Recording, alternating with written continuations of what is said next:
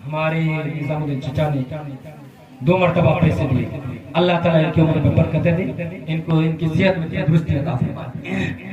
तवज्जो से सुनिए, आगे ना सुनो, बिचाटा बात पानी उस पे मोरवा दिलाते तो कीड़ा मकोड़ा बिच्छू कतला सामना को लगती। आज थोड़ी सी पथरी हो जाए, रात भर नींद नहीं आती है, सुबह आसपास के लोग आकर घेर लेते हैं, क्या हो गया क्या हो गया क्या हो गया, और जैसे ही रूह निकल जाती है, अल्लाह अकबर, कोई पूछने वाला नहीं, चले वाला। देखिए, जब मलकुल मौत आते हैं रूह निकालने के वक्त इंसान को बहुत तकलीफ होती है, बहुत तकलीफ। हजरत सैयदना मूसा अलैहि तस्लीम से पूछा गया कि रूह निकालने के वक्त इंसान को किस कदर तकलीफ होती है, तो अर्ज किया जैसा कि जिंदा बकरी के जिस्म से चमड़े को उतार लिया। अब बताओ, बगैर ज़बह किए बकरी के जिस्म से अगर चमड़े को उतार लिया जाए किस कदर बहुत तेज। तो इस तरह से रूह के निकलने वक्त तकलीफ होती है। मेरे दोस्त बुजुर्गों, खुदा का खौफ बताओ, जब मलकुल मौत आते हैं 5 फरिश्ते आते हैं, जब रूह हल्क में जाकर अटक जाती है, तवज्जो है ना, तवज्जो है, जब रूह हल्क में अटक जाती है, पहला फरिश्ता कहता है, ए बंदा ए मोमिन, ए इब्ने आदम, बता तेरी ताकत क्या हो, तेरा जिस्म कमजोर क्यों पड़ गया, तेरा जिस्म क्यों कमजोर पड़ गया, तू क्यों नहीं बोलता, तेरी फसी जुबान क्यों खामोश है, तेरी फसी जुबान क्यों खामोश है। फिर दूसरा फरिश्ता आता है, कब जब उसको घर से निकाल कर गुस्ल देने के लिए लिया जाता है, लेकर के जाते हैं। अल्लाह पर जब उसको गुस्ल दिया जाता है तो वो फरिश्ते अर्ज करते हैं, ऐ इब्ने आदम, जिस घर को तूने, जिसकी तबाही से तूने आलीशान घर बनाया, खून पसीना बहा, रात दिन मजदूरी करने, बहुत बेहतरीन घर बनाया, दुश्मनों से बचने के लिए एक ओंस तैयार किया, दुनिया की तबाही से बचने के लिए एक बेहतरीन घर बनाया, तेरी ही औलाद तुझे घर से निकाल रहा है और तू खामोश है, क्यों नहीं बोल रहा है, उसकी जुबान खामोश है।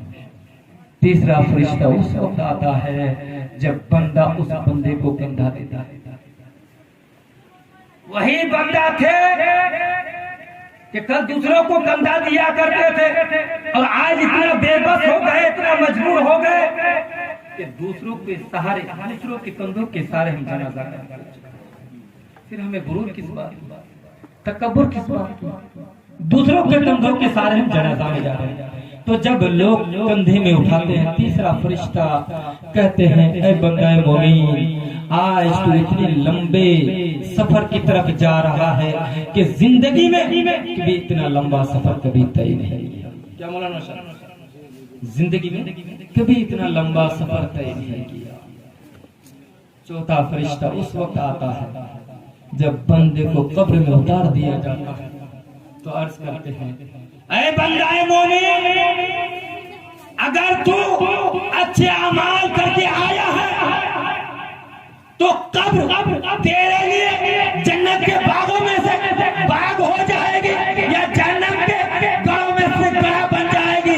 अगर तेरा अमाल अच्छा होगा तो जन्नती बन जाएगा, तेरे लिए जन्नती खिड़कियां खोल दी जाएगी, और अगर तेरा अमाल अच्छा ना होगा तो कब्र की मिट्टियां तुझे इस तरह से दबाएगी कि तेरी पसलियां इधर की इधर हो जाएगी।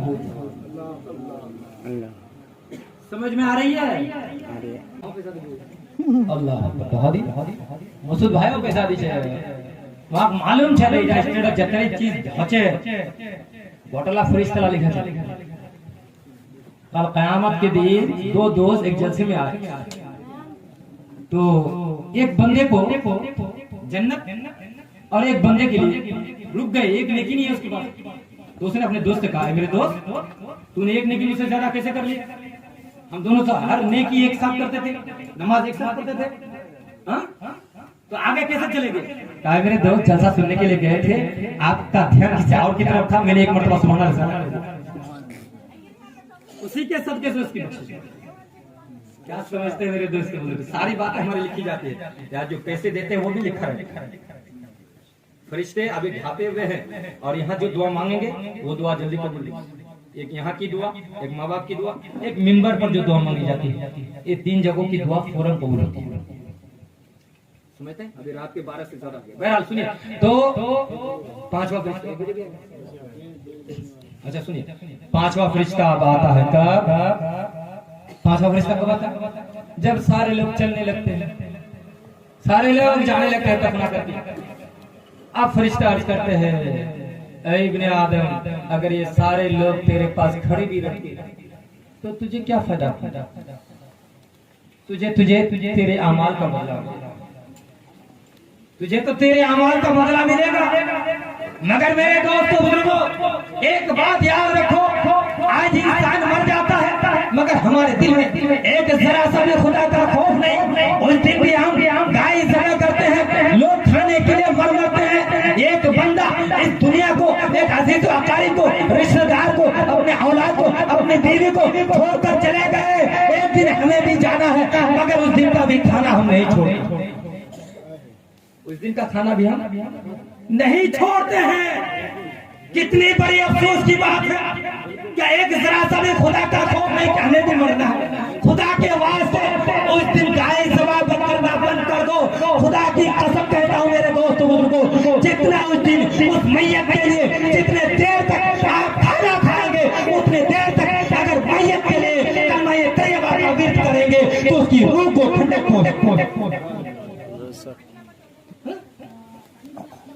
मेरे दोस्तों बुजुर्गों, कुछ तो ख्याल है।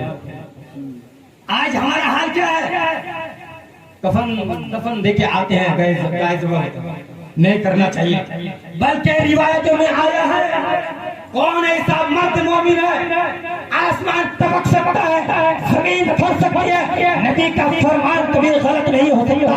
सरकार फरमाते हैं, अगर तुमको अपनी माँ से मोहब्बत है, अगर तुमको अपने बाप से मोहब्बत है, तो जैसे ही तुम दफना कर सारे लोग चले जाते हैं, सरकार फरमाते हैं मैयत के पास इतने देर तक बैठकर इस्तग़फ़ार को, इतने देर तक एक ऊँट समय करके तस्लीम मसलके आला हज़रत, मसलके आला हज़रत, नारे तकबीर, नारे रिसालत। इस हदीस पर कोई अमल करने वाले हैं? अच्छा खत्म, बस पानी नहीं हो गए बोलो साहब, आज रहमत बरसा, पानी की बरसी है। इस हदीस पर कोई है अमल करने वाले? सरकार क्या फरमाते हैं, जब कोई मर जाए तो उसके कब्र के पश्चिम तरफ यानी आमने सामने होकर सवाल जवाब पढ़ो, मन रब्बो का मा दीनो का मा कुंता तक़ुलु फी शान हाज़ा रजुल। हो सके तुम्हारी आवाज सुन ले और सवाल का जवाब देने में आसानी हो जाए तो उसका बेड़ा पार। तो एक ऊँट ज़बह करके तकसीम करने में कम से कम 2 से ढाई घंटा लगेगा, 2 से ढाई घंटा लगेगा। कोई रहते हैं गोश्त और बोटी के चक्कर में सारी जिंदगी गुजर गई, उस दिन खुदा के वास्ते छोड़कर कम से कम कब्र के पास कोई बंदा खड़ा रहो, सूरह बकरा की तिलावत करो। बस खत्म कर दिया जाए। अल्लाह ताला हम सबको मेरी चंद बातों पर अमल करने की तौफीक दे। अस्तगफिरुल्लाह रब्बी मिन कुल्लि ज़ंबी व अतूबु इलैह।